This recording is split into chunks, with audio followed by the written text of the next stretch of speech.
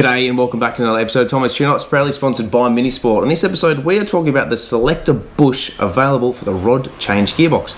So as you can see here, I do have a Rod Change Gearbox. This is an A+ gearbox in which we're going to be doing a rebuild on. I've already covered a lot of this on my channel, so if you wanted to see how to do it in a step-by-step process, you can check it out on the links in the description above. So this is the Rod Change bush that mounts on the diff housing just here. Now this is only available for the rod change. It's not available for magic wand or remote. Now it is a little bit fiddly to get out. You do have to push it out this way. So although you're going to push it all the way in, it's going to just touch the casing on the sides here. It's not going to do any damage. A couple of good hits with a hammer and it's going to push it straight out. Now over time these do wear and can create a bit of a sloppy feeling in the gearbox. So if you find you go to put it into gear and it's a little bit firm to get in, you really have to shove it, it's getting some clunks and some bangs, this is a really good place to start. Unfortunately, you do have to pull the gearbox out to do this. You probably could do it in the car, I probably wouldn't want to, only because it is going to be an absolute pain to be able to do it. But this little bush will cost you about 22 Australian dollars. It's a really worthwhile upgrade when you're doing any sort of rebuilds. This one here doesn't look too bad. It is quite soft and you can actually move it a little bit, which isn't a bad thing. But on the inside here, the bush is starting to deteriorate.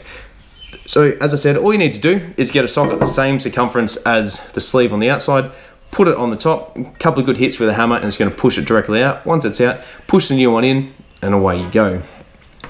Now this is the steady bar. So there are two rods of the Rod Change Gearbox. The main rod goes through down here. This is where the selector happens. So as it goes through, actually this is probably an easier identification. So this is where the selector happens. So where it goes in, it's going to turn left and right, engage forward and back.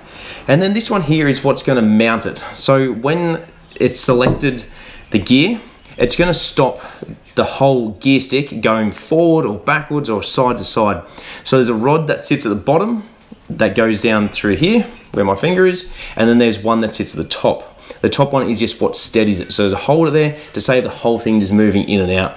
So as you start to do it, you will notice over time that when this bush wears, it will be harder to engage, you'll have more throw, it can create some problems, and it's a really easily overlooked issue to replace when you're rebuilding a gearbox. So as I said, you're probably gonna have to pull the gearbox out of the car. You probably could do it in the car. It might be a little bit fiddly, might be a bit hard, but while you got it apart, you might as well go get yourself a new one.